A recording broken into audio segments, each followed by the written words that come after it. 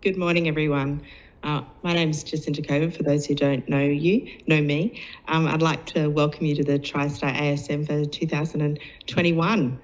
I'd like to just start with some thank yous. So thanking Steve Rodriguez, my co-convener, and our organising committee, Mr. James Aitken and Professor Fletcher, for their involvement in developing this program and the work involved in that.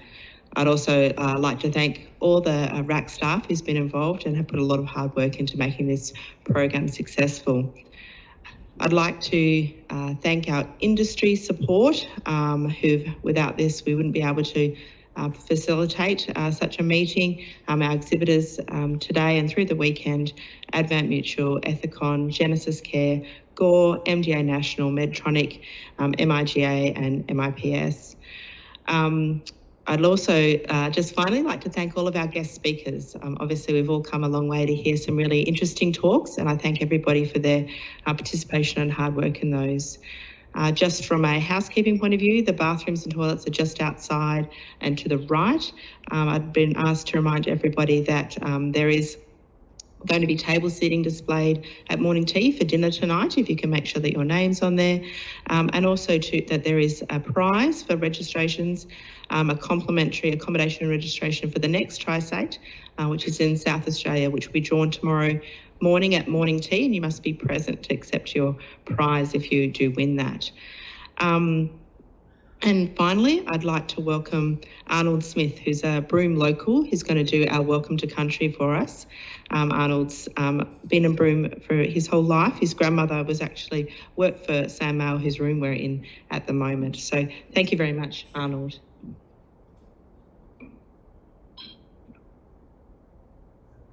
In English, good morning.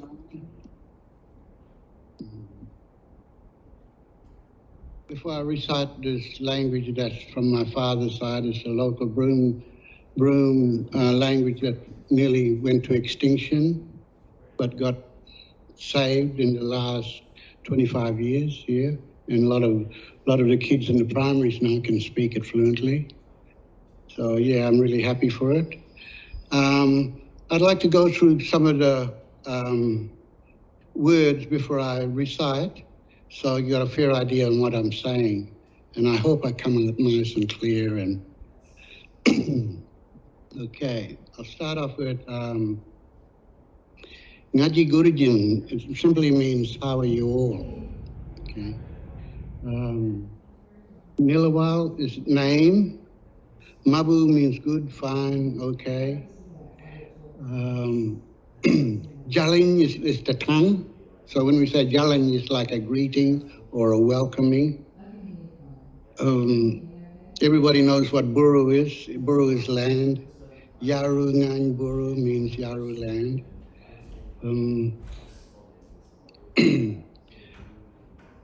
Midanya means old.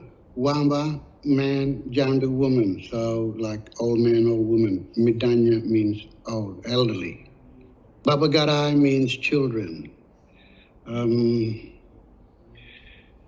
Mabu means true, truly, believe it or not, you know. Okay, I will start. Ngaji Gurujin, Ngayu Nilawal Arnold Smith. Galamabu Gurbalan, Gun Gabungan, Banu Gabungan, Gular Gabungan, Yalban Gabungan. When we think of this beach here, we think of Gular, means west. And our real term for Cable Beach is Walmanjun. So if you talk to an Indigenous bloke and you say, oh, you're going to Cable Beach? He'll say, you mean Walmanjun? And he'll go, yeah. You know that it means Walmanjun. Or if you ask, you're going to Walmanjun? Someone will say, oh, you mean Cable Beach? Yeah, well, you know. But that side, the side of the rocks on that side is the turtle dreaming, where the turtles come up, lay their eggs and go back and blah, blah, do their thing. So it's well, you can walk around there with no clothes. It's legal. Anyway, that's Cable Beach for you. Okay. It used to be, from my father's age, it used to be one little motorbike track coming to that hill over here.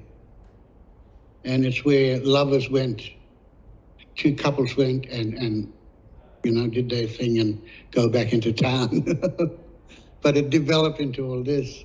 And I did have a cup of tea with Alistair McAlpine in Perth, and he's a really good person. I really enjoyed his company.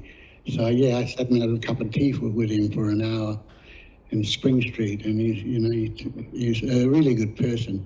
He told me he built all around the world. He was a builder. Good person to know, and I had a really good laugh at him. Anyway,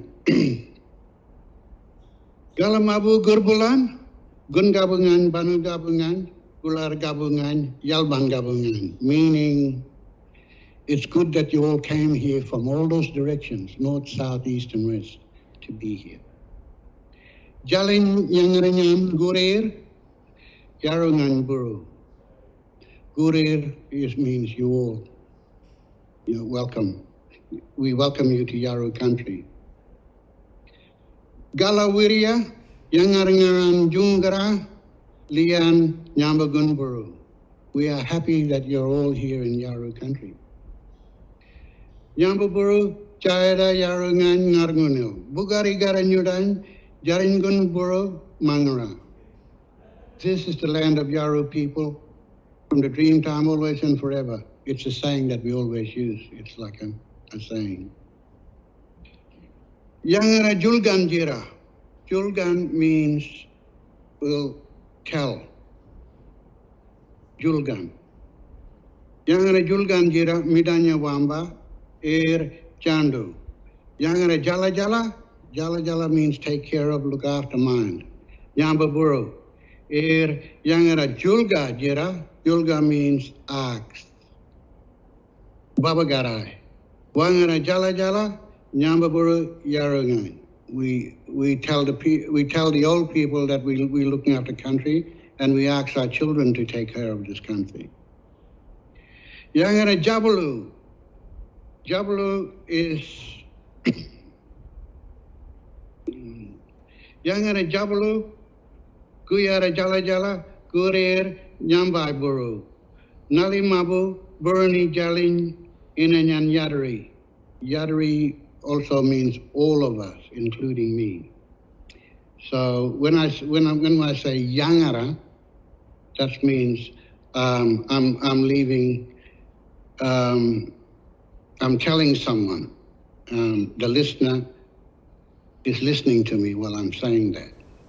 But yeah, I hope you enjoyed this language. Galamabo and good morning.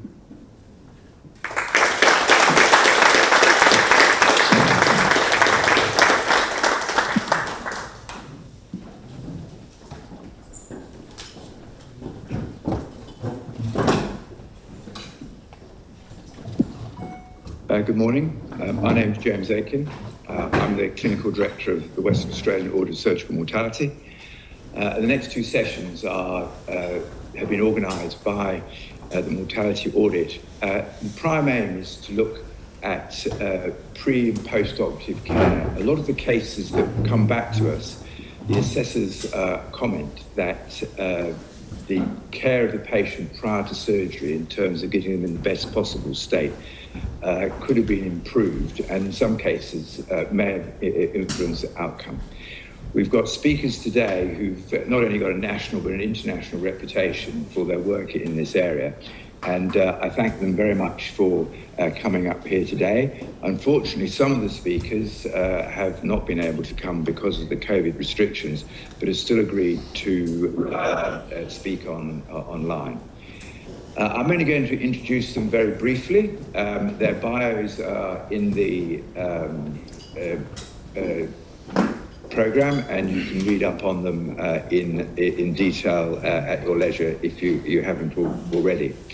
Just a couple of points. Because there are people offline, when we get to the discussion, you must have a microphone, because otherwise the people won't hear you and what your question is. And I'm sure you've seen lots of interviews over the last year where you can hear the answer but not hear the question. So if you haven't got the microphone, I won't call your question until you get the microphone. For the speakers, you'll get a 2-minute dong saying you're getting towards the end, and then an alarm bell at the end of the time that you've been allotted. So without further ado, I'd like to move on. The first speaker today is Paul Forden. who's going to be talking about work that he's been doing at Fiona Stanley Hospital to get patients booked smoothly and seamlessly. Broome, welcome.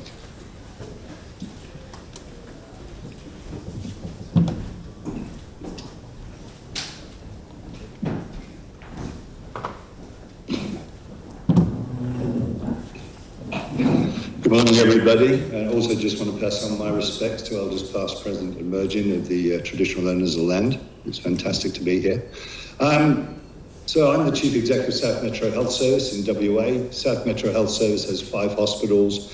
We cover an area that stretches from just south of Perth all the way down to the Pinjarra, which is just over 100 kilometres. We look after a population of about 750,000 people.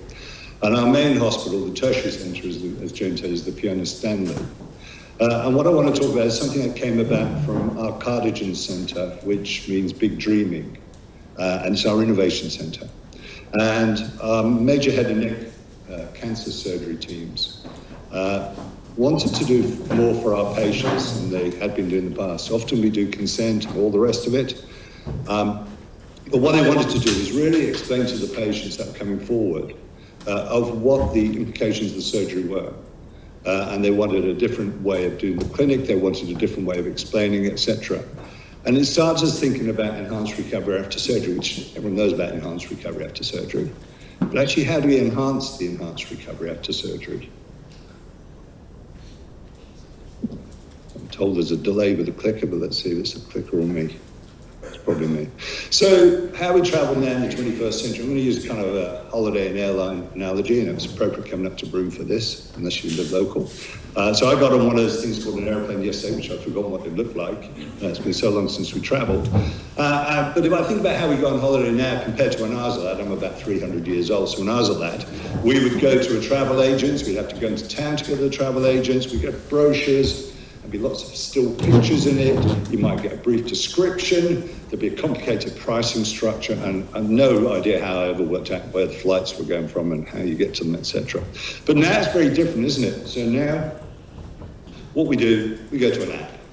It's dead simple, everything's in one place. If I want to travel now, I can go to the app and I can look at the destination, I can look at a video. It's not a still picture anymore. I can actually look around and really get a sense of what the place is like, rather than this frame shot of this wonderful, luxurious resort, which actually turns out not to be quite so luxurious. So you get a better idea of what's there. I can choose my accommodation. I get choices. I can choose a hotel if I want to go somewhere like Cable Beach. I might choose an apartment if I'm going maybe for a bit longer, or I've taken the family with me. It may be a cabin if I want to go skiing. Maybe a resort, again like Cable Beach. So I get choices, but most importantly, I know what to expect. I can decide on the dates of travel. That'd be an amazing thing. I can book a flight at my convenience. I can even decide, what type of class I want to travel in. I can book car parking on the app in advance. What else can I do? I can book excursions for when I get there. Hannah was just saying to me about maybe getting a little flight out into the Kimberley or something. Why is it important? Because I've got a single point of contact. And when I came here today, my travel people booked the flight and booked the accommodation, and I got wads of paper I had to carry around with me. I didn't have that simple little app to go to as a point of reference. I know what to expect. I've seen the videos, I've read the reviews, etc. It tells me what I need to bring. It tells me if I need a vaccination. That's a nice one to think about for the future. And I feel like I'm in control. And that's, to me, really, really important. So can health learn from this? So we started our work around major head and neck surgery. The first thing we discovered is actually some patients actually didn't want the procedure when they understood what was involved. It may be their age or maybe their comorbidities. They said, actually, not for me. And that was good. But then we started thinking, what else could we do? So just imagine we do develop an app, and we're trying to do this in South Metro at the moment. We've had numerous pitches made to our Shark Tank, we call it, for the Cardigan Centre, the Innovation Centre. I have to say about 80% of them require an app of some sort, and I've got zero capability in my organisation for developing these. So one of the things we're doing is actually trying to get a capability to do this more frequently. So I'm booked in for surgery, and I'm told when to expect the surgery. Now, it might be for category 1, I'm actually given the date very early on. So I can start thinking about it and prepping myself. And it might be in category 3, they say, well, you know you're going to be a year ahead. This is probably October next year or something. But that's good because I can start thinking about my life. A number of people not quite clear on the date, and such a long time away, are always waiting on the edge, or waiting for that letter to pop through the letterbox. Maybe I could get a video of somebody who's actually been through a similar surgical procedure. Actually says to me what it was like for them. That would help me. I could be aware of what other investigations I need in advance. So maybe the app says, instead of going on an excursion or booking my car park, it actually says to me, Paul, you need to go and get this X-ray or this CT, or Paul, go and get these bloods taken, whatever, in advance. And it reminds me. I could be told of the risks of smoking prior to surgery. Maybe in the video of somebody who actually does smoke, you can see what the impact is. I'm advised of the safe alcohol consumption levels. One of our nurses made a pitch to the panel. Her husband was coming for surgery, he was told he needed a special diet. She had no idea. So he got all potatoes and all chicken for about 2 weeks. And maybe we could do something around things like that. One of the things we started doing with our head and neck patients who are up for it was to actually think about how we also prep their physical anatomy before the surgery. So if somebody's just going to go on a 5K or a 10K run, they'd probably do a little bit of practice in advance. They'd probably be fit for it. Is that not working very well? Check, check. Try that one. Is that one switched off now?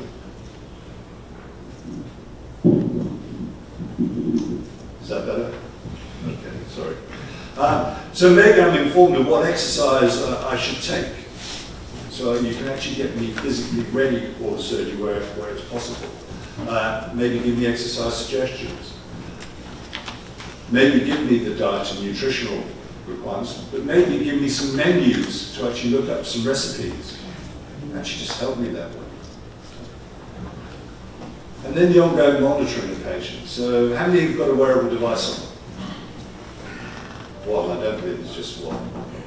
But anyway, but imagine if we actually link that wearable device through to us, so we can actually see what the patient's doing in terms of exercise. If they're a diabetic, maybe we could actually get them to complete ongoing monitoring of blood sugar levels, etc. Maybe if they've got other comorbidities or preconditions, we can actually do some monitoring around that. If they actually feel unwell, it could prompt them to remind them to let us know. And don't just sit on it, just come and tell us. What else? Could actually tell them about their expected length of stay. I remember doing enhanced recovery after surgery back in the UK 15 years ago in ENT, and a number of patients would still think they're going to bring a suitcase in for a 3-week stay. Those days have changed. So actually just explain to them their length of stay, help their mind get around, actually this is fairly straightforward, but maybe it's not. Maybe we could show them the visiting hours. You don't end up with 6 people at the same time trying to see one patient, especially in these COVID times where we've just got much infection risks. They could tell their family where the nearest parking is on our big sites compared to where their ward's going to be. They can be advised what to bring in with them, you know. And they're told what to expect on discharge. And again, we know that, I know talking to someone orthopedic surgeons, we've got a special hotline number if you have complications after surgery. We give it on a piece of paper, and they forget about it, and they lose it, and they have complications, so they go to the emergency department. So maybe they have a number to call for post-discharge. This is a little bit complicated, and I don't expect you to read it, but basically we've designed 2 things. We've designed a surgery tracker for the clinicians, and it starts from the GP referral. What we'd like to get to there is a smart referral system. And it starts off with the consult, making sure that actually the patient decides to do what the surgery in the first place, we explain what's going to happen, etc. It then moves into the pre-surgical part where we're doing the monitoring and we're actually able to see where the patient's up to and their progress chart. On the day of admission, it helps us around the coordination and then rehab and then rehab. And then we've got another side which is for the patient themselves. And basically that's all the things I talked about, which is actually psychological preparation, nutritional enhancement, smoking cessation, etc., etc. That's my plans. This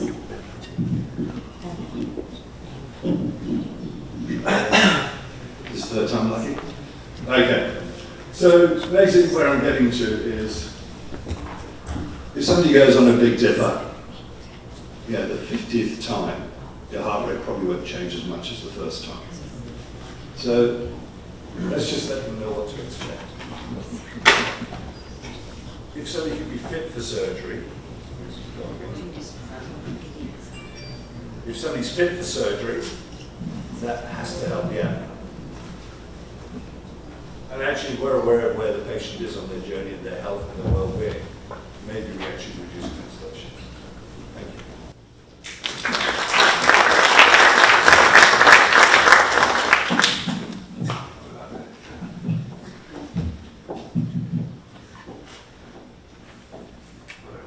All right. Should you be all right? Okay, well, the next speaker is Toby Richard. Toby has had a long interest in blood management related to surgery, and indeed it was that interest that will come out here from the UK originally. So Tony is going to talk us about that today.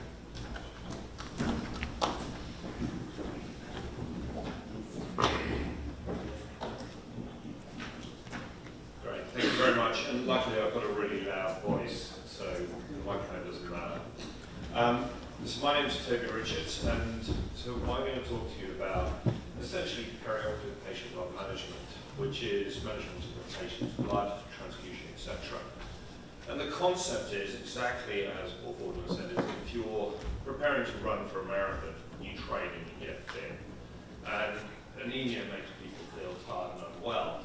So what can we do about that? So this is not a new concept. I started by getting David Fletcher to do a little video on the early days of when he was a consultant in hospital. Cue this.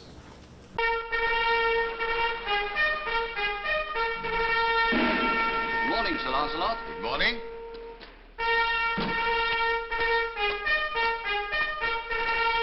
Morning, gentlemen. Good morning, sir. Not late, I hope? That is all, sir.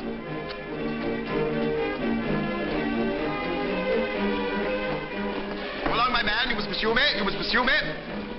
I suppose you got another half-dozen boring cholecystectomies today. Yes, sir. After last night, I feel like one myself.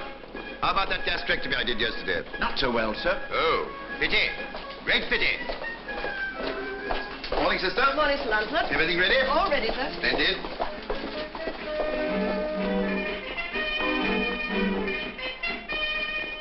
Now, you just lie still, old fellow. I've just got to discuss your case with these young doctors here. Take his pajamas off, sister. You, examine his abdomen.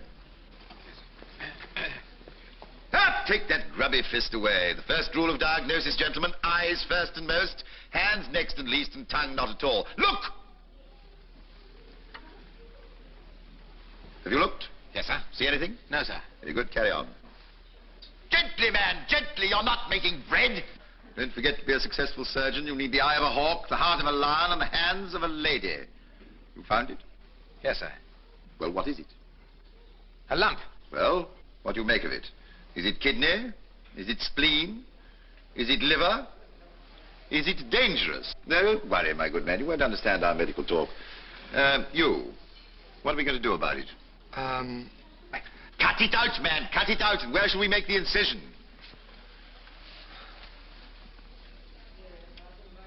Nothing like large enough. Keyhole surgery. Damnable. Couldn't see anything. Like this. Now, don't worry. This is nothing whatever to do with you. Now, you. When we've cut through the skin, what's the first substance we shall find? Subcutaneous fat, sir. Quite right. And then we come across the surgeon's worst enemy, which is what? Speak up, man. Blood, you numbskull. You cut a patient, he bleeds until the processes of nature form a clot and stop it. This interval is known scientifically as the bleeding time. You, what's the bleeding time? 10 past 10, sir. So, 58 years ago that was built. Not a lot's changed. Although we do have the chief executive, all brands could be organised like that. So as my slides arrive, the concept of addressing transfusion started about 10 years ago. And in the last 10 years, we've seen a decline in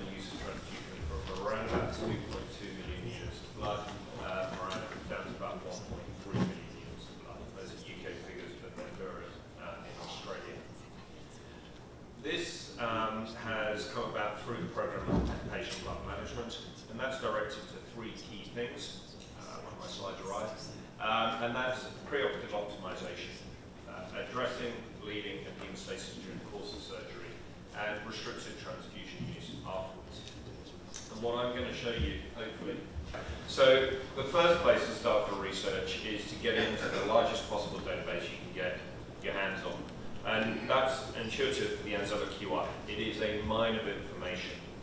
And by going into these databases, you can use regression analyses and other statistics to tease out a single question. And in this question, this was, does preoperative anemia link to postoperative complications or postoperative mortality? And this is data from 250,000 people. We've reproduced it in the latest version of this. It's now 4.8 million. And anemia is directly correlated to outcome in major surgery. The next step is then to go into the world literature and find out what other people have done. And so this is a network, this is a Cochrane analysis where we took all the clinical trials on anemia and showed that the use of intravenous iron is efficacious to correct hemoglobin. But what the trials didn't show is whether or not there was a patient benefit. And a further iteration of this is something called a network meta-analysis, which is where you take all interventions, all clinical trials, and you can link them together to see which is probably the best intervention. And if you take home nothing from this talk, take home from the fact that the use of tranexamic acid is incredibly good to prevent bleeding and reduce length of stay in hospital in all areas of surgery. Most of the work actually really started here in Western Australia from the time that Simon Towler was the Chief Medical Officer, and he instituted patient blood management as a jurisdictional change of practice. And Perth has the lowest use of blood in any Western country by quite a long way. We're about 17 per 1,000. UK is around about 25, Europe 35, America about 40 still. That's use of blood per 1,000 operations. So you're a long way ahead in the not using blood. But the question is how, and what's the science behind it? Because just making a change because you think it's a good idea, well, that costs money, it costs investment up front, and it has to be translated into variables that are important to a patient. So we wanted to ask the question, in people undergoing major abdominal surgery who have anemia, that's 1 in 3 of them. If you correct that anemia, do you make the patient feel better? Do they therefore do better during the course of their operation and their recovery? And we did this in the setting of a double-blind randomized controlled trial. So this summarizes it nicely. A third of all people who are anemic prior to major surgery, if we bring them in to a pre-assessment clinic and give them a bag of iron, we reduce the transfusion and reduce the length of stay in hospital. Key to any trial is methodology. You know, the best idea in the world, but unless you execute it correctly, there will be flaws in your design. So you have to pick the patients carefully, all major abdominal surgery, that's fine. Confirm that they're anemic. But the intervention must be done without any knowledge to the patient and any knowledge to the surgical team or the anesthetic team. Because if you've got the patient with, I am a trial patient to avoid blood problem, you will come along and go, oh no, I better not give blood to that person. So you don't know if it's the bias of being in a trial that influences the change. So in these trials, everything is hidden behind a screen. The infusions are given through black tubing. The patients have their hands swabbed with the iodine. A completely separate research team. So the patients at the end of this trial, when we asked them, 85% have confirmed they have no idea what intervention they've got. And a trial is, although it's led by one team, involves a phenomenal amount of people. This was run over 5 years. It cost £2.8 million, so it's $1.5 million. We had a total of 36 trial staff during the course of the trial, 280 people involved in the trial in 46 centres to recruit just over 500 patients. when you get good trial teams, this is the Royal Marsden trial team, they're worth their weight in gold. They don't come along very often, people who will recruit every single patient to a trial. And it's a marker of belief, and these people are gold dust, and it's an investment in the people that is so important in research. So what do we show? This is the consult statement. So the consult is Committee on Reporting Outcomes of Randomized Controlled Trials. It's a very rigid way to report your trial. There's nowhere to hide your opinion.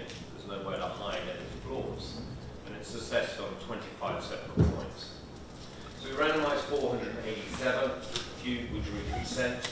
Some people were slightly outside the time window, actually normally beyond 42 days. And as expected, some of them didn't make it to their surgery or out of their surgery. But the primary endpoint was 97% data ascertainment. So we got 97% of all people included. We have all the results. And are we happy? Yeah. These were elderly people, 66, half were women. And they had a high ASA grade and the usual comorbidities you would see for major surgery. The types of operation were really big operations. So average 2.5 hours into skin, 4 to 5 hours anesthetic time. They spent on average 9 days in hospital. Half of all the patients went through ICU. So we picked the sickest of the sick. And the reason for that is that if you take a group of people and you have a really dangerous intervention, and I'm sorry, surgery can be quite dangerous with big surgery, your effect size is going to be maximal in the sickest group of people. If you're fit and healthy and you're having a minor operation, chances are you don't need much optimization. Did the infusion work? Well, if you take control, on average during the hospital stay, their hemoglobin will fall by 2 to 3 grams per litre, as you'd expect for major surgery. With the use of intravenous iron, we did correct hemoglobin prior to surgery, and during the course of the hospital stay, there was not a lot of difference. If you separate out those who got transfused and those not, you'll see these lines separate a little bit more. But interestingly, after surgery, the hemoglobin dramatically rose in those people who received intravenous iron compared to placebo. We looked at transfusion in multiple ways. Did you get transfused? Yes or no? Did you get multiple transfusion episodes? And finally, we excluded those who had torrential amounts of bleeding and large transfusions. It was only 4 people in the entire group, so it didn't influence the results. The transfusion rate was 30% in this study, which is what you would expect with open surgery. And interestingly, the intervention of intravenous iron, given 2 weeks prior to surgery, had no influence whatsoever on the transfusion rate during hospital stay. And it made no difference to post-operative complications, and no difference to length of hospital stay. It was 9 days, both groups. The interesting thing, and are we happy with this study? Well, obviously I'm not happy with the results. I've hung my hat on intravenous iron is going to save the world, and this trial conclusively shows that it does not in this setting. But am I happy with the quality of the trial and the quality of the question we asked? Absolutely. We did really big major surgery, we randomized people appropriately, it was double blind with independent adjudication of all the results. And we also then looked at subgroups. We looked at the really elderly. We looked at those who had well-defined iron deficiency by baseline ferritin or transferrin saturations. We looked at whether or not they were larger or smaller. We looked at the timing and types of surgery. And we analysed by per protocol compared to intentional treat. And the results are consistent throughout. So the use of intravenous iron didn't appear to have any benefit in any of the predefined subgroups. However, what we did notice was a dramatic difference in the readmission rates to surgery. Those people who had intravenous iron, when they went home, their 30-day readmission rates were reduced by 40%. And in major abdominal surgery, your 30-day unplanned readmission, which Australian Health Roundtable patient directive was reduced by 30 to 40%. And that result was sustained in a linear manner out to 6 months. But the question we asked, if you have anemia prior to major surgery, does correction of that anemia make people feel better, and therefore do they do better with a faster recovery and reduced complications? And the answer to that question is no. So therefore that's a good thing, because currently around Australia, 13% of people with preoperative anemia come into hospital 2 weeks prior to surgery to have an extra visit to hospital to get an intravenous iron. And they don't need that anymore, because the perioperative care of the patient probably is superior to one single intervention. And what this shows is that when you look into pathways of care and questions, a good idea does not necessarily translate into fact. And the cost effectiveness of those interventions is very important. But what's the next question? Why didn't this work? Did I get it wrong? Obviously, I did. I think it's because inflammation is more clever than I am. The hypothesis was that if you're anemic, you have a state of functional insufficiency. Iron is a prerequisite for cell growth, it's a prerequisite for health. It's used to make red cells, but also it's the fundamental component of every single enzyme of the mitochondria in the electron transport chain. So if you've got low iron, you switch from aerobic to anaerobic metabolism. And that's why you feel tired, lethargic, etc. In the setting of inflammation, which can be caused by anything, chronic disease, diabetes, infection, the body responds by sequestering the iron. The iron is gobbled up by the macrophages, and all transport of iron within the body is stopped. And that's mediated by a protein called hepcidin. And that's an inherent innate response to infection.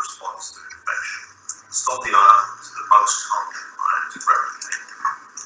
In the setting of surgery, inflammation is very common. And what we saw was in these inflamed people, often with cancer, inflammation was definitely there. And our hypothesis that intravenous iron bypasses the normal iron transport mechanisms and will increase exposure was only partially true. But after surgery, where patients have lost blood, and the average blood loss was 700 mils, then you had a significant rise in hemoglobin, and that was associated with a significant reduction in hospital. And very importantly, there's a statistical difference in the reduction in the number of complications for infection. And that's being borne out in the big international analysis that we're doing. So the next step now is to go back to the start. The first thing we did is we got the biggest database we can get our hands on. That was the Pfizer database, 5.4 million people in America. And this is data from the Pfizer database, adjusting for comorbidities, charting, etc. And discharge hemoglobin in surgical patients with a hemoglobin of less than 100 is associated with around about 20% higher readmission rate, which coincides with the PREVENT data. Length of stay was reduced from about 900 days to 300 days for readmissions. So what do we do next? And this is leading on to my next talk at 2 o'clock. Please come back, that's really important. So we do a lot of collaborative work. So we ask the question, what's happening in Australia? So we launched this trial throughout Australia. We recruited actually 55 sites throughout Australia in the month of July. And we audited every single patient undergoing major surgery. I'm pleased to say Kim Stanley was number one recruiter. And we said, right, okay, who's having major surgery? What have they had done? What's their hemoglobin, pre-op, peri-op, post-op, and what happens to 30-day readmission? And so we've recruited just under 3,000 patients in 1 month, utilising this training institute collaborative networks that we've built. We've shown that 1 in 4 people leave hospital with a hemoglobin less than 100. And so that is the next randomised control trial. Thank you very much.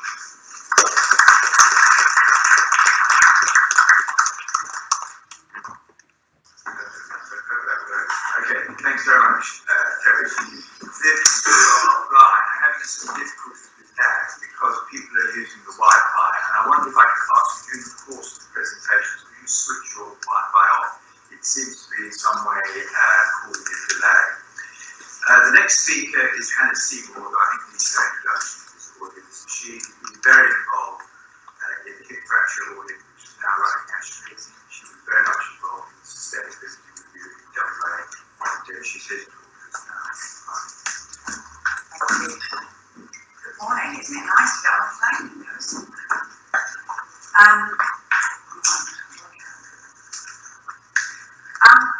So is frailty important in older patients? And what I'm going to focus on is some local West Australian data, mainly in emergency surgery, because that's where more of the frail patients are.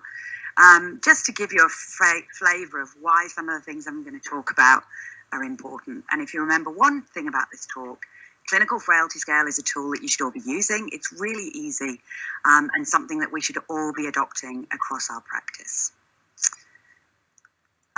So as James mentioned, we've done some great work in Western Australia around hip fracture, and we've contributed nationally.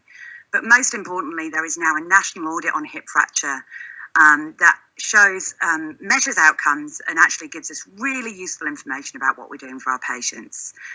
Hip fracture is really common. It's really easy to measure. And compared to lots of other surgical specialties where you have a lot of heterogeneous operations that you do, hip fracture is really easy because everybody comes to hospital. Pretty much everybody gets an operation of some sort, and it's very reproducible and the numbers are large. And once you're looking after large numbers of patients, you can compare them quite easily. So we started doing this and talking about this in Western Australia back in 2008. And we were really the first state to get our act together in this space, which is really important for some of the data we're about to show. But it does reflect that in Western Australia, we have had some really good collaboration between teams. And orthogeriatrics has been a model of care that all of our trainees have seen because it's been around for quite a long time. So we measure hip fracture. All of the states participate, and Audrey's here, and Western Australia contributes to the registry, which is really important. And standards were set. So in partnership with consumers, there were standards set, and the registry measures against those standards. And that, again, is really important for what we're doing. What we're trying to do is improve care through audit. So, for example, nerve blocks. Really, really simple intervention that 15 years ago was not performed on anybody. It's really easy to do, just a nerve block in the emergency department. And Western Australia has led the uptake of this, and this provides, a reasonable amount of analgesia without needing lots of opiates. No one gets IV morphine on a hip fracture ward anymore because they've had a nerve block pre-op. And it's the simple things that often make the biggest difference for frail older people, because if you're not then hopefully you can prevent complications. Fiona Stanley's right up there at the top. It's pretty impossible to get into Fiona Stanley with a hip fracture without a nerve block. And we also measured really simple things. How long does it take you to get to surgery? Now, this is important because I had an answer when we were setting up the registry, and it does prove that occasionally we're all wrong.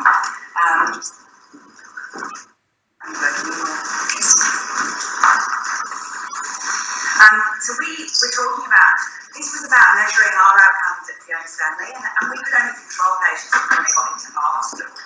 So the registry does split patients from those who come to our emergency department versus those who are transferred. And again, we're pretty up there in terms of time to surgery. In Western Australia, our average time is about 24 hours at most sites for people who present to our hospitals, which is still probably not the ideal for really frail older people with a hip fracture. If it was me, I'd want my hip fixing quicker. But because we measured from transfer as well, it meant that patients become mine at the point at which they have a hip fracture in wherever they are. And it's our job to try and facilitate them coming to Fiona Stanley as quickly as they can to get an operation. And we've shown that by having that model of care where you're responsible for the patient and their outcomes from the moment they have that hip fracture in a peripheral ED, we own that transfer process. We work with our FDS on it. We make sure they now get a femoral nerve block in a peripheral hospital, sometimes guided by a virtual ED service before they're transferred. And we work really hard to make sure they get an operation as soon as they arrive. And that's really important, because otherwise, if you're not considered on the list until you're present, you'll wait an extra day. So you do still wait longer if you come from a remote or a regional hospital, but not as long as you'd think.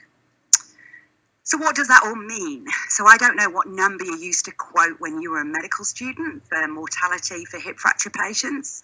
When I was a medical student, it was probably about 15% at 30 days. This really was a death sentence for a lot of people. That average line, so this is hip fracture registry data matched to the National Death Index, that average line is at about 7%. So over time, with very simple interventions and just getting our act together, using the standards to drive improvements, mortality in most Western countries is coming down consistently. And West Australia is on all of these, but our dot is on the far right because we have a really high volume of patients, and so we can always pick ourselves out.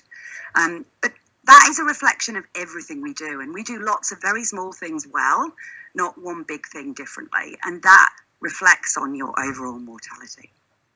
So why is that important?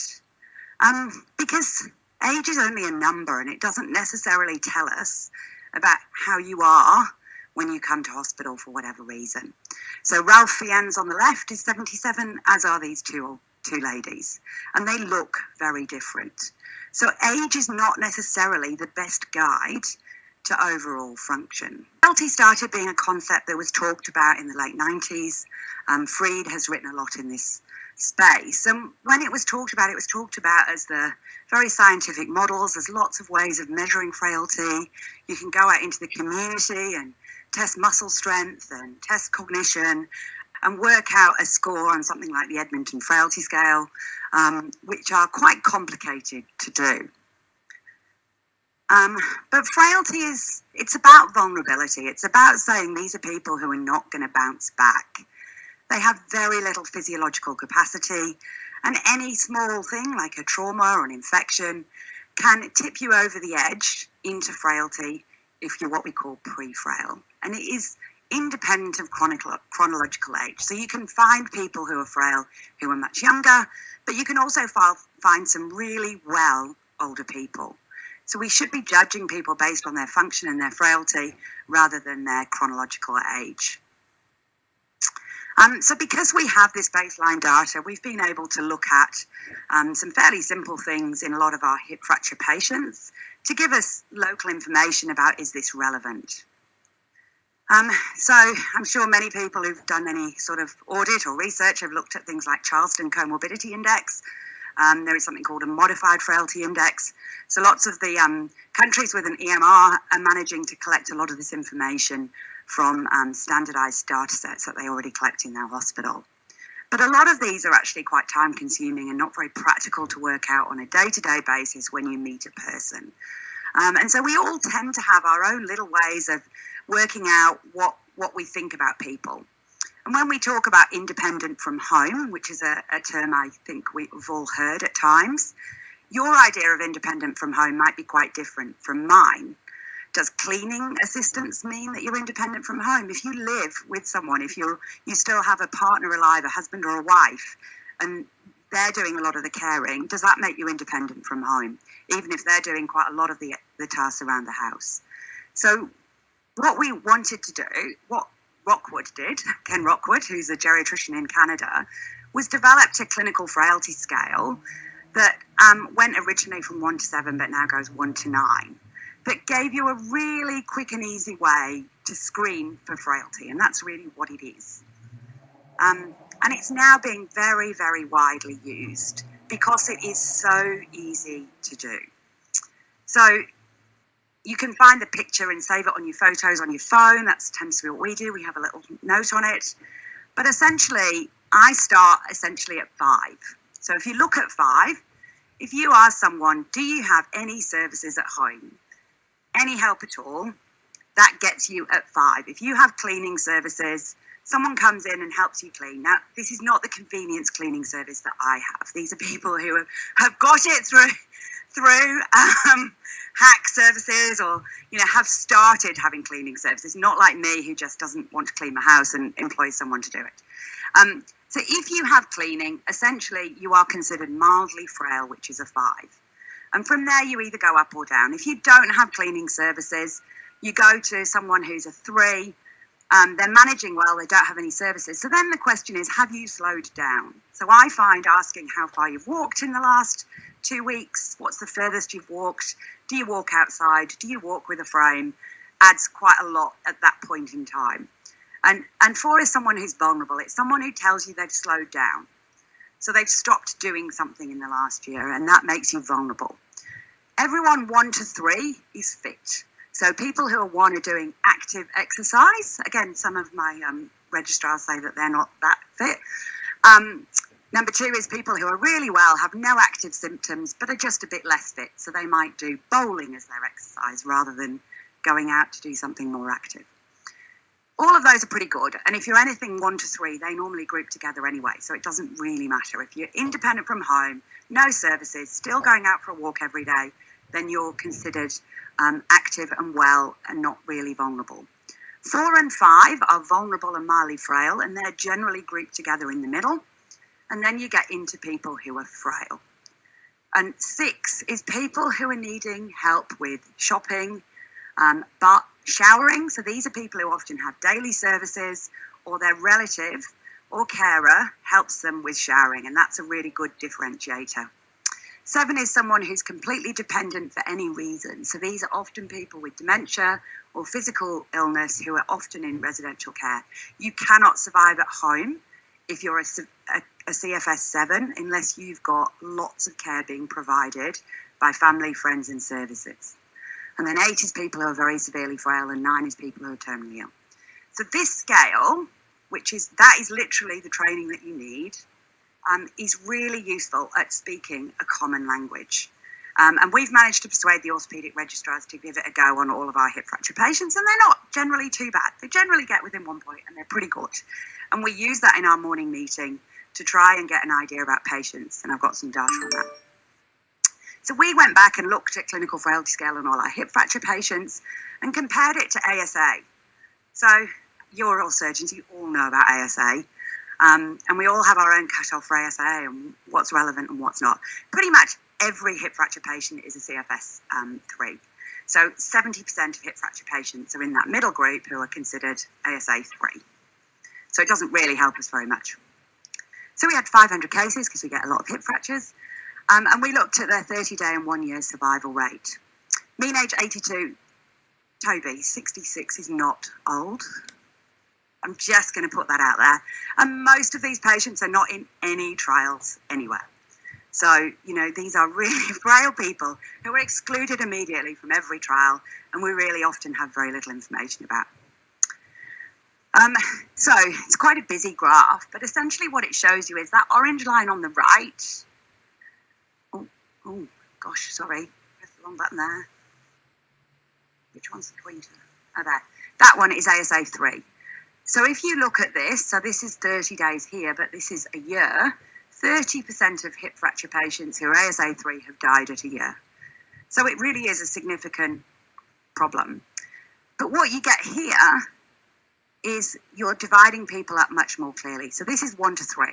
So hardly any people who are 1 to 3 die, which helps me in having a conversation with ICU, because very occasionally one of these patients gets something and needs to go to ICU, and ICU's like, oh, no, it's a hip fracture patient. They must be and fracture early.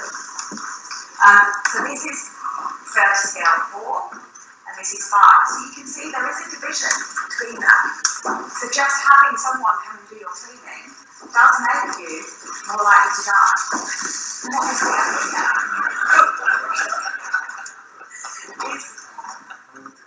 frailty scale 6 and 7. Interestingly, frailty really predicts mortality there as well. Not surprising. We're doing a lot of work around ankle fractures, which are much, much less common in older people. But again, ASA did not help us predict who was getting operations in a historical set, whereas frailty did.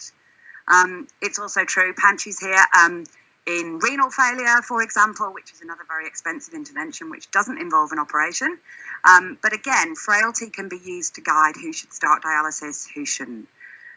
So there's lots of uses for this. And in our patients with frailty and renal failure, they were pretty doomed to a poor outcome. So frailty is an independent risk factor for mortality, and it should help start us guiding decision making. So I think what we're going to talk about a bit later is how we look after people after operations. But I think in the elective setting, a really simple screening tool can really guide whether operations are in people's best interest, what operation to do, and we should be using it more to help us recognise those frail patients. Clinical frailty scale is a really good prognostic indicator of mortality in hip fractures, and I would expect in lots of other conditions. And it provides really valuable information to guide our discussion with patients about what is the right thing to do. It's really quick. We can teach anyone to do it. And that simple tool is much more superior than an ASA in dividing up that group of patients who are not completely well, where ASA groups them pretty much 2 or 3.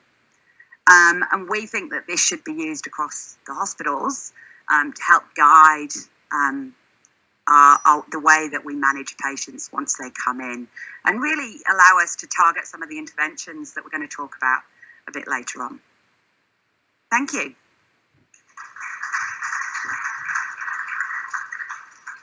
Thanks very much, Hannah. Now, the next speaker is Simon Towler, who unfortunately couldn't get here, but he's going to present online, I hope, and he should be online ready to go. Simon, are you there? Simon, hello, can you hear me? I can. You sound a little distant, but hopefully I'm not sounding too distant. Having problems with the microphone here, but people are going to listen to you, not to me. Thank you very much for agreeing to talk to us, and sorry you can't be here. As you already know, Simon has already been introduced because of his original interest in blood management, but he's also been very active in care of people who are approaching the end of life. And this has been one of the strong themes in WASM. And even in the very first report we put out 20 years ago, we commented about futile surgery, or what's now called non-beneficial surgery. And I have to say, the experience is that we handle this extremely badly. So Simon, your talk is very much welcome. Thank you. Thanks, James. Really good to be here. That's a bit loud. I'll be a bit quieter. The system's working very well. Look, I'm really sorry I can't be in Broome, and really quite envious of you guys being up there with the opportunity to talk in a bit more detail about this subject. And I really congratulate you on putting this subject forward for this meeting. I was pleased to just hear my colleague Hannah Seymour talking a moment ago and really putting on the table one of the critical issues, which is really about the changing nature of the patients that we look after. So I'm going to try and upload the talk, and I'll get the guys to tell me whether it works properly or not. So look, good morning, everybody, and thank you very much for this opportunity to really talk a bit about end-of-life care, really from a surgical point of view. I was very pleased to be asked to talk about it, and it was really interesting reflecting again on really where we've come to and the challenges that we face in terms of the end-of-life care discussion, and really, very importantly, the issue of the interface currently with modern practice in surgical care. So first, I am going to acknowledge the traditional landowners. I'm sitting down here in Perth in Noongar country, and you're up there in Broome. And I want to pay my respects to elders past and present, and to absolutely acknowledge the excellent work being done by Aboriginal people to support the delivery of healthcare. And certainly in the context of end-of-life care management, I think we can learn quite a lot from our Aboriginal colleagues who really take a very considered view about caring for each other at the end of life. As most of you know, I, like Hannah, do some work at Fiona Stanley Hospital and have been involved in the ICU down there. But I was involved in the innovation piece down there for a while. My current roles include being clinical lead for end-of-life care with the Cancer and Palliative Care Network. I've been extensively involved in the planning and implementation of voluntary assisted dying, and have had a long-term interest in the issue of how we think about good decision-making around care for patients when they present to hospital. I did want to acknowledge the excellent work being done through the Australia-New Zealand Audit of Surgical Mortality, and to be looking at the report, which is an older one, but which I was able to find looking at the very high levels of participation now in ANZASM, and really I think coming to an understanding of what the experience is for surgical practitioners around those patients who do end up not surviving after surgical intervention, and really quite beginning to understand in detail what sits behind that. And as an intensive care specialist, this is a particularly contemporary matter. But as is outlined in the report, what we're seeing is that there are people with increasing risk profiles, and of those people who die after surgery, a very substantial proportion of them actually are coming in for emergency surgery, and there's a much lower risk in relation to elective surgery. I think there's much more time to be involved in what you might consider to be reasonable risk profiling, and along the lines of what Hannah was talking about, but also really coming to a better understanding with the patient about the risk of intervention and the possibilities and questions they might want to ask about the care that they may receive. We do know that of those people who are admitted, 85% are admitted as emergency cases. And what we're also seeing is that the median age continues to grow. And I'll have a look at a moment at some demographic figures for what's going on in the Australian community, which really points to the issue of we've got a changing population. Certainly over the 30 years that I've been practicing intensive care, the patient profile is very different. And what we're offering, it's a changing profile of the patients we're caring for. And based on the skill and expertise that's available, we're offering much more complex surgery to people who are older, as well as to those patients who have complex needs. So what we do know from the work that was in the ASM report is that across the surgical disciplines, we're seeing quite high, the median point is at an older age group, and there's quite a few people in the very old age group undergoing surgery who die in the period after the surgical intervention. I think one of the really important things to remember, and is well outlined in the report, and I think understood from some commentary I'll come to in a minute, is that it's not, people don't usually die in the immediate perioperative period, apart from the occasional patient in disciplines like cardiac and neurosurgery. But what we're seeing is the challenge comes in that recovery phase, and it is the longer term issues of infection, organ failure, and the impact of frailty, which was talked about by Hannah a moment ago, which is really impacting on the outcomes for our older cohort. So what has been the story in Australia? This is a wonderful graph of what's happened with age-corrected mortality rates. If you've never seen this graph, it's quite interesting. This was from Theo Voss's study looking at really interventions for population health. But you see here on the left, this is the male cohort. On the right is the female cohort going back to 1922 through to the end of the last century. And what you can see is this enormous change in age-corrected mortality, with an ongoing fall in mortality rates, dramatic reductions in death from cardiovascular disease, which is a combination of both medical and surgical intervention. But what we've now got is, because people are surviving longer, is a very different population profile. So here on the left is back in 1971, about when I was starting med school, and these are the demographic profile for the Australian population. On the left here are males, and these are absolute counts up to age groups of around 80, and here's the female cohort. But by 2001, you can see that the baby boomer age group is moving through the demographic, and already the number of people in this older cohort continues to grow. And here you can see what is projected now, just less than 10 years away, dramatic increases in the number of Australians living to much older ages, and a lot more people also in this mid group. And this is going to be our population. And it is in this group that it's really important that we begin to have important discussions about attitudes, preferences, and choices for end-of-life care. So this is no surprise, this particular slide. These death rates, this is slightly older data, but you can see most people do die in the last 3 decades of the period that we look at. And as they get older, the proportion of people who die is much higher. But we're now offering very substantial surgical intervention and other forms of medical treatment to people in these much older cohorts. And you can see here on the right, which is the age-corrected death rates per 100,000 surviving population. What do we know about the diseases? Well, these are somewhat older figures. I was going to try and update them, but I didn't get time. But we know that neoplasia and circulatory disease are still very dominant. But what is really important in the figures that we're seeing now is the dramatic increase in dementia as a cause of death. And we're seeing a lot more people coming to care in the hospital who have early dementia, and in fact substantial proportions of patients who have advancing dementia.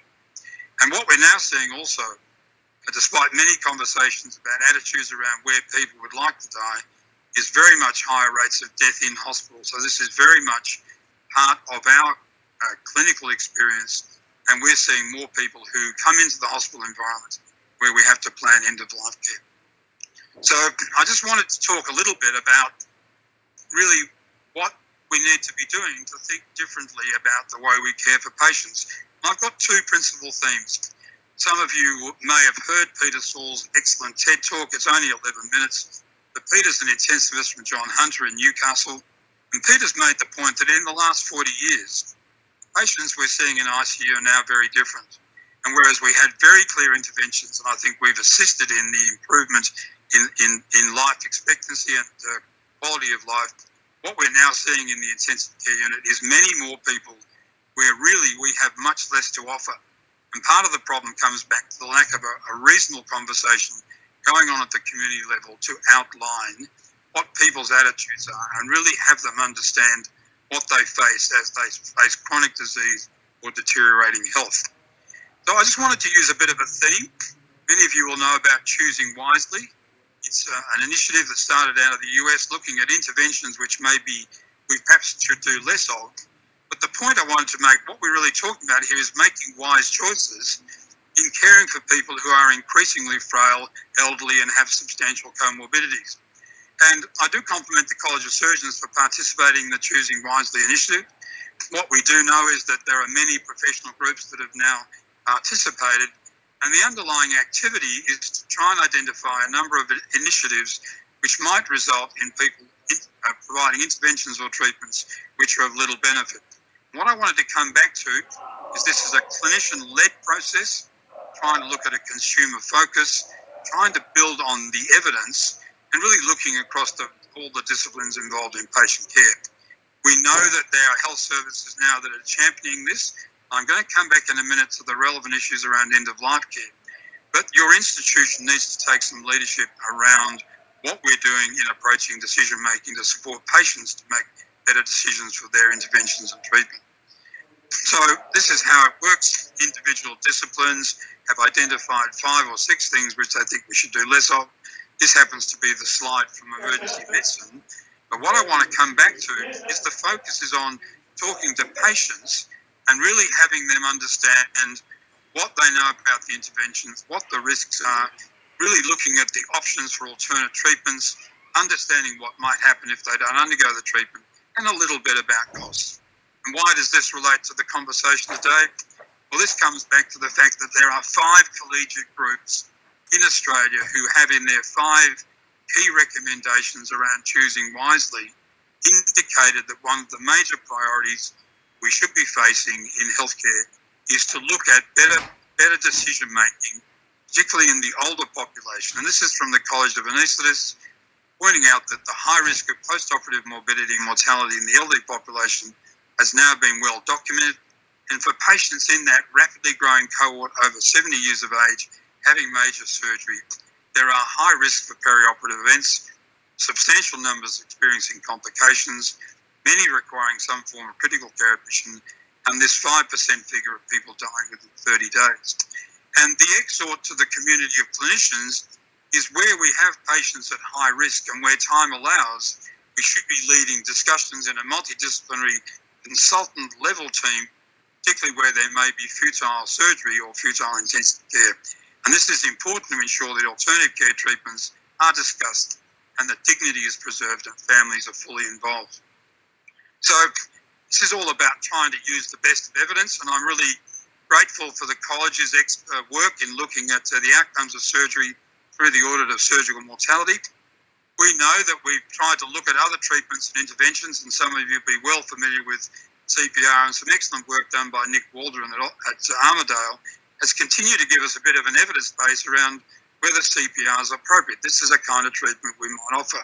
And what we now know is that if you are treated for cardiac arrest with CPR, then you get a good outcome. But for many patients in hospitals, CPR offers very little benefit. And this is just an example of how a well-developed evidence base can begin to support much better decision-making and a conversation with patients and families around a treatment intervention.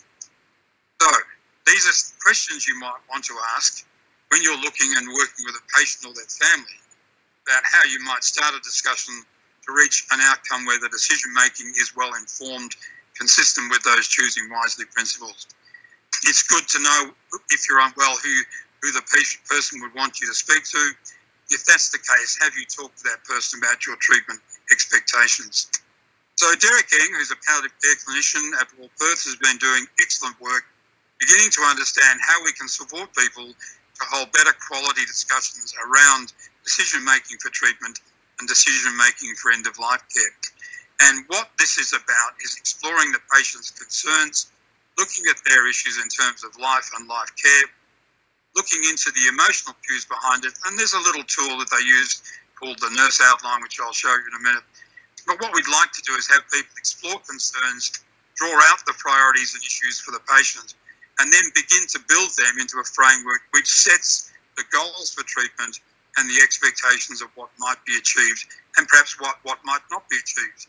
And if the conversation is respectful and detailed, then if the patient chooses the intervention, then clearly we would support them if that's reasonable. So you might find a patient it's difficult to draw out. What Derek's been able to show is there are some very useful tools, and he's now running a training program to assist people to hold these conversations with greater confidence. And the early feedback from many of our junior clinicians who are participating in what's called the ICE REMAC program is they're finding these conversations much easier to hold, and I would encourage surgical practitioners of all sorts to develop these skills as well. There may be catastrophic events that you need to discuss. I'm always surprised in my work when I ask patients after major surgery whether the key complications have been discussed in some detail. I'm often a little surprised that a patient may have prepared an advanced health directive or know that they have an enduring power of guardianship and that information hasn't been identified. So I think we can do a lot better in terms of building on what's gone on before. So responding to the emotional cues is name it, understand the core message, respect and reassurance at the time, provide support, and then explore what the options are for the patient. And these very simple techniques can be learned quite easily. So remember, we're trying to get to an understanding of the patient's life circumstances. And one of the things that's a little disappointing is that I think we don't have as much of a link to our primary care providers, who often know a lot more about the patient's life circumstances and what their wishes may be. So we all know that in Australia we've got excellent palliative care and it's been well researched. And often it's a legitimate treatment option for people who are late in their life with complex comorbidity. We've also got an important process called goals of care setting. I want to compliment Hannah Seymour and the team in orthopaedics of Fiona Stanley and all the work that's been done across WA Health to really embed this concept of goals of care, which is now quite deeply embedded. Anton Leonard at Royal Perth led a goals of care project to implement at that hospital. We now really look for an understanding of the goals of care.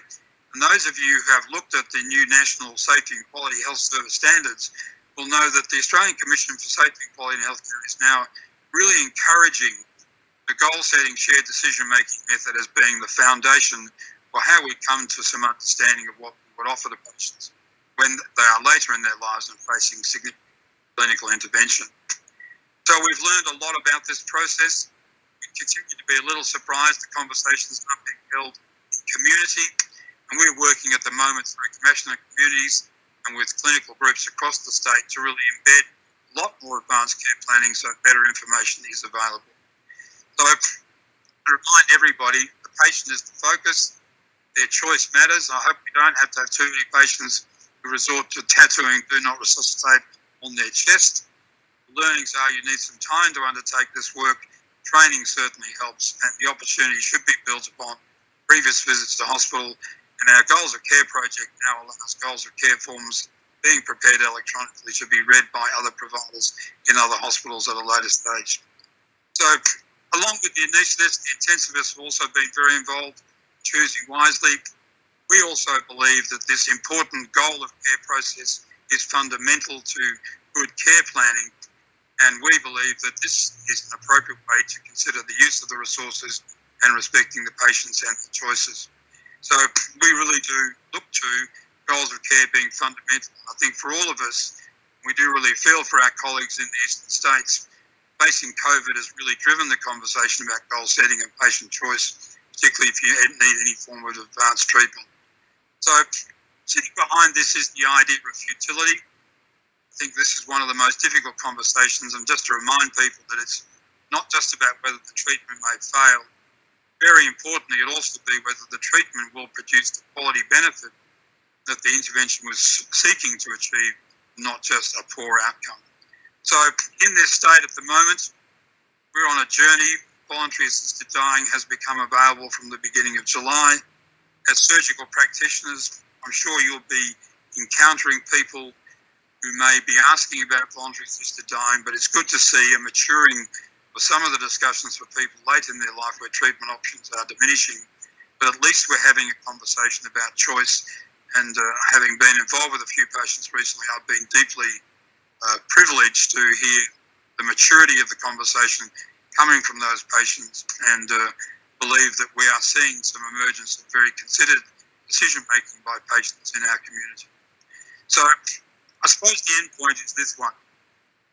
Coming from sort of bioethics state, really thinking about how we move informed consent to a much more shared decision-making framework, and really trying to build in those elements of patient choice, their understanding of what they're facing, and really trying to make some robust decisions around supporting people when end-of-life care decisions need to be made. And I thank you very much for your attention, and really wish that I'd been in Broome with you. Simon, if I could just ask you to stay online for question time, and if I could happy to stay. Yeah, and if I could get the speakers to come up and sit up here. For those of you who aren't here, if you want to send questions in by the app, then I'll read them out to the panelists and talk. For those of you on the floor, I again just remind you, could you please make sure you have the microphone before you ask your question. Could I just start off saying, one of the themes that's linked the presentations today is about frailty. And there's clear evidence that frailty is probably the biggest risk factor for patients, not only death in hospital, but what happens to them over the next year. How many days out of hospital do they spend alive? We need to be recording that as a routine. How do we do that? Is that on your booking app, Paul? It probably should be, but I know we used the frailty index back in the UK in an experiment. Also actually discovered how we could prevent admissions to hospital for frequent flyers by just using that frailty, and concentrated on the 5 to 7s on the index and had a plan for them, which we agreed with the patient. So I think it should be in our information systems throughout. Hannah, you talked about this in the context of the fractured hip, when obviously there's not much scope to do much. But what about expanding it into orthopaedic people who are coming in for electric surgery as a routine, so that it's known? So I think the orthopaedic surgeons really like this. And again, recognise the work that the surgeons I work with have been really collaborative and have really adopted some of these, the ways that we manage people in emergency into their elective. So they're doing a lot of studies at the moment looking at clinical frailty scale on pre-op orthopaedic elective patients, and seeing if that helps predict the outcomes, but also who needs rehab, and all of those sorts of things. I think the hard part is how we document this on a routine basis. It would be inconceivable that a patient would go to theatre without having a haemoglobin in the U's and E's, yet they can go to theatre without any meaningful assessment of their risk. How do we up that? So again, I think, just to acknowledge Simon's, that the goals of care is a really important concept. And I don't know if has everybody here read Atul Gandhi's book, Being Mortal? The concept of one thing after the other syndrome is something I talk about with my patients a lot. So you might go to surgery and you might go okay, and everything might go well, and then you have a good outcome. But just because you start, it doesn't mean you have to keep going. And once people start accumulating problems, that's when their outcome massively changes. So I think the goal of care conversation at the beginning is really important, because what you can say is, well, if everything goes well, and we're pretty good at looking after people, we're better than we think sometimes, we tend to be pessimistic as doctors, and we talk about the bad outcomes, not the good outcomes. a 10% risk of death means a 90% risk of life. It depends how you frame that as to what people think. But it doesn't mean that you have to keep going. And so our outcomes for hip fractures are based on hardly anyone going to ICU, and us just doing simple things on the ward. And our standard limit of care is ward-based management for those frail older people, where we'll do interventions on the ward, but we're not going to escalate your care to ICU, because that will mean that your outcome will be poor. You will not get home, which is what most people want. So I think goal of care as opposed to limits of care is really important, because it allows us to have that conversation and define what is the life that's worth living. And I agree with Simon. I think it's almost like now, the way I talk about it with people is hardly anyone dies because we couldn't, or older people anyway, couldn't do more. People are dying in hospital because we make a shared decision to stop doing what we're doing. And that active decision is now becoming the way that most people die. And so we can't escape it. We've got to get good at that conversation. Any questions from the floor? Can you just give Kingsley a microphone, please? Thanks very much for the panel, for the talks. It's really timely to have them.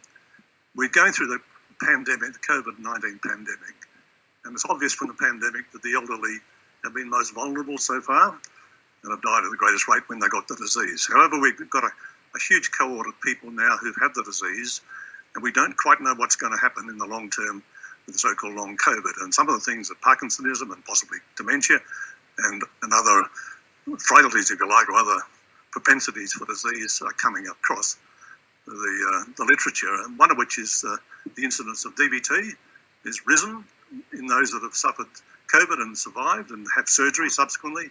And if that rises, presumably PEs rise. Does the panel have any comment about factoring in these matters to the future when we're talking about the subjects you've raised? Thanks very much. Thanks very much. You'll be referring to the Star Search study that came out in anaesthesia 2 days ago. That's right. So, which I have to confess, although being an author, I haven't fully read that one, which is a bit difficult. Look, I think if I could answer that question with data, what you need is good quality data. And again, please come to my talk at 2 o'clock. The Star Search Collaborative is a network of trainees and students internationally, and the study you referred to was data on 181,000 patients that we collected in 1,200 hospitals throughout the world, including Australia. And what it highlights is the value of data. The key point from that study is it showed that if you have or have had COVID within 7 weeks of surgery, your risk of dying after surgery is increased threefold, whether or not that's a laparotomy or a hernia repair. And so it changed practice throughout the UK to move from combined hospitals to hot hospitals and cold hospitals, etc. And so it's incredibly valuable. I think the point with the frailty, QI, data is best collected prospectively, not retrospectively through coding. And small changes and small volumes of data can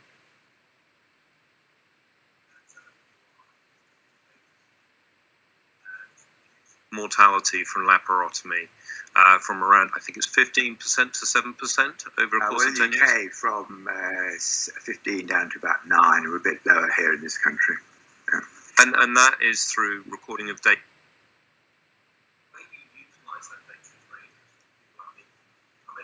Statistics and system process design, I think. But also where we're going next is deep mining of data. So Google DeepMind went in to look at. Google DeepMind went into, for instance, all the blood results at one of the major London teaching hospitals, and you can now predict acute kidney injury based on standard Usenease 8 hours before a change in creatinine. And I think the future is high quality data collection at the point of entry, and then the utilization of those data, whether or not it's frailty, to help us direct, should we operate or should we not? Should this patient go to ICU, etc., and move us away from opinion to data-driven, evidence-based choices. Sorry, my speech. Simon, a shared decision with that data with the patient, because it is still all about shared decisions. Simon, how are we going to get people to record their end-of-life wishes in a way that's achievable? You'll obviously be familiar with the work that's been done by Kirsten Lorette down in Albany. When WASM had a symposium a few years ago, 200 people, nurses, doctors, an informed audience, and we asked them at the beginning how many of them had advanced healthcare directive. It was 17%. In the general public, it's about 11%. How do we get that number up, but also get it up so that the people who are caring know about it? Has he dropped out? I think he's not there. But the question is still there. I mean, how do we? I'm constantly surprised by older people who haven't talked about it. And yet, when you start talking about it, they actually have, and they're really clear. So we get all the orthopaedic registrars doing goals of care on admission for most of our hip fracture patients. And to begin with, they look really scared, and then they do it a few times and think, actually, this isn't that hard. Because most older people are quite clear they don't want their heart restarting, thank you very much. And most of them are quite clear about what they actually want. So although they haven't written it down, most people have it in their head. They haven't all talked about it with their family, but some have. And so, again, it is there. Whether it's written down or not, I think, is the next step. Again, most people who come in from nursing homes actually have something called an advanced care plan. Now, that's not a legally binding advanced health directive, but nearly everybody who comes in from a nursing home comes with a one-pager saying, do you want to be resuscitated? Yes, no. Do you want to be transferred to hospital if you have pneumonia? Do you want to be transferred to hospital if you have a hip fracture? So they get asked those questions with their family on admission. So there is more information there than we think, but we have to ask about it. And often we're the ones who haven't asked the question. Any other questions from the floor? One of the problems about the issue in nursing homes is that often the event that makes them come into hospital occurs at 2 o'clock in the morning. It's a nurse who's on duty. Often English isn't her first language, and the last thing she wants is a death on her watch. So the correct thing to do is to ring the ambulance. So although it comes back to what I was saying a few minutes ago, although the paperwork and the knowledge is there, it's not acted on. So look, I think that's very true. And just because just because you start, it doesn't mean you have to carry on.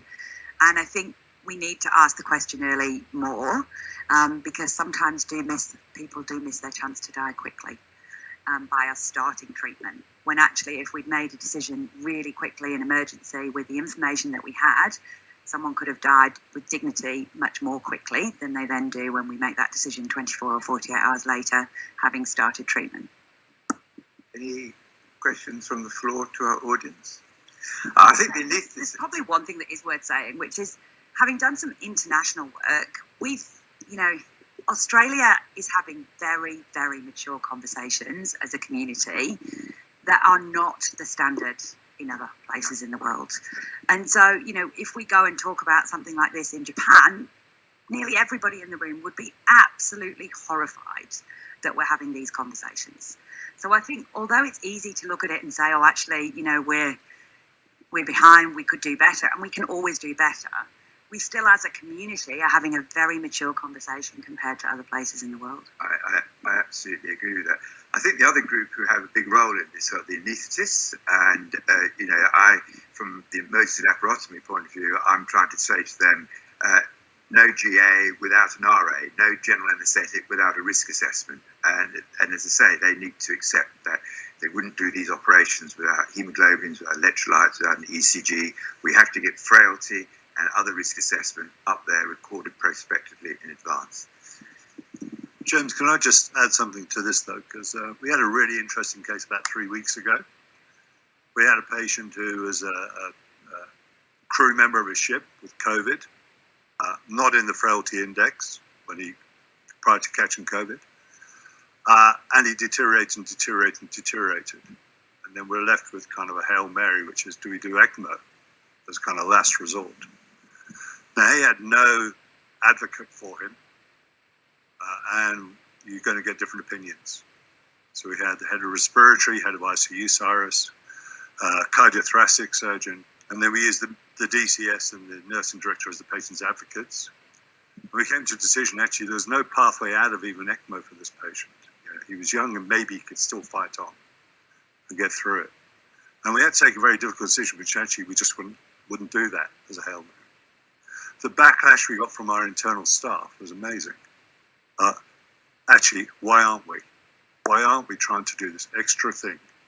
And I think there's a message to be done internally, which is actually how do we actually get not just the patients into the conversation, but I still think there's a lot of work to do with our clinical teams, because there's still that sense we can do it. Simon, I don't know if you heard the comment about how do we get people to record their wishes in advance, and I made specific reference to the work that Kirsten Loret's done down in Albany. And I wonder if you've got any comment on that. So I think that question was directed to me. I've heard the question, James. A really important part of the work we're doing at the moment is really trying to increase the conversation at the community level. And we know that in Western Australia we're not in a strong position, but I was down in Albany just 10 days ago doing a visit to the Albany Health Campus. And down there, they're achieving an enormous amount. There's community activity. They run interesting things called death cafes where people talk about end-of-life care considerations. They've got an excellent hospice arrangement. And to the absolute credit of the team down at Albany Health Campus, they've managed to create a robust directory of advanced health directives prepared by people in the community with their GPs and made them available for people across the health service. So it can be done, and there's major request in with government at the moment to develop a statewide advanced health directive registry. We think that's going to be potentially very valuable. We've got 2 projects going at the moment around enhancing advanced care planning. And I think what I'm keen to see a bit, as was emphasised at the end of the presentation, is building in this idea of a shared decision-making process right through patients' clinical experience from when they're first diagnosed. And we're beginning to see some of that. If you start a goals of care conversation when it's not about end-of-life care alone, transition to a goals of care conversation when the outcome looks a little less certain, becomes a much more straightforward transition. And great work is being done to now try and share the information between the hospitals and the general practitioners. Albany's clearly leading the way, but Hawkhurst doing some excellent work, again led by Derek Eng. So just some thoughts. Yes, it needs to start a community. I think we're starting to see more of it. I think COVID, interestingly, has driven a lot of conversations in this domain, which we didn't see as much before.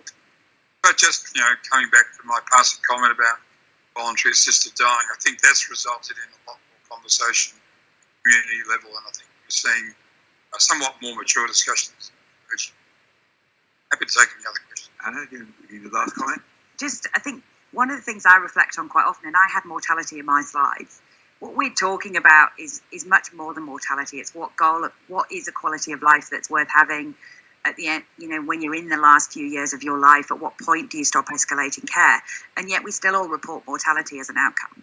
So I think we're going to have to get much more sophisticated about that to go to the next level of conversations, because yes, we can do more and more to keep people alive, and it's a two-edged sword, because you want to do simple things that allow people to get through something and back to their previous quality of life, but you also don't want to keep going if that's not the case. And so I think we're going to have to get much better at looking at outcomes, and that's where linked data and all of those sorts of things are going to become much more important in the future. Well, one of the issues that's been looked at in Scandinavia in a big way is this metric of days alive out of hospital up to a year. I'm not aware that there's any such data like that in Australia, and it's right for us to have a look at that. For most older people, it's days alive and out of a nursing home or hospital. Although, again, you can have arguments about that, but that's what matters most to most people, is staying in their own home. Okay, so I'm going to wrap up. Sorry, can you do the last session? Just grab the microphone, please, so that people off-site can hear you. Just one more question, if you don't mind. The title of the session is Preparing the Patient Before They Come to the Hospital. Paul Fordham mentioned the app, which is fantastic. One of the things in the app was the smoking, whether they're smokers or not. There's very good evidence that if you see smoking pre-surgery, then your outcomes are likely to be much better for a whole lot of reasons. And the COVID pandemic has again made obvious that the smokers are those, if they get the disease, they're more likely to end up in ICU, they're more likely to die. Much more reason for all of us to press that point home. And I guess if we have the app and all the surgeons around start using similar things that they emphasise to their patients, that really it is the time to quit if you haven't done it before, because the outcomes will be much better. So I think we need to drive that point home. I support that. Okay, well, I'll close this session. There's now about half an hour for tea. Please do visit the exhibits that have come up here and talk to our sponsors, who we owe a lot of gratitude. And we'll meet here at 10:45 for the second half, which is looking also at perioperative care. And I extend my thanks to the speakers and to Simon for coming online. Enjoy, everyone.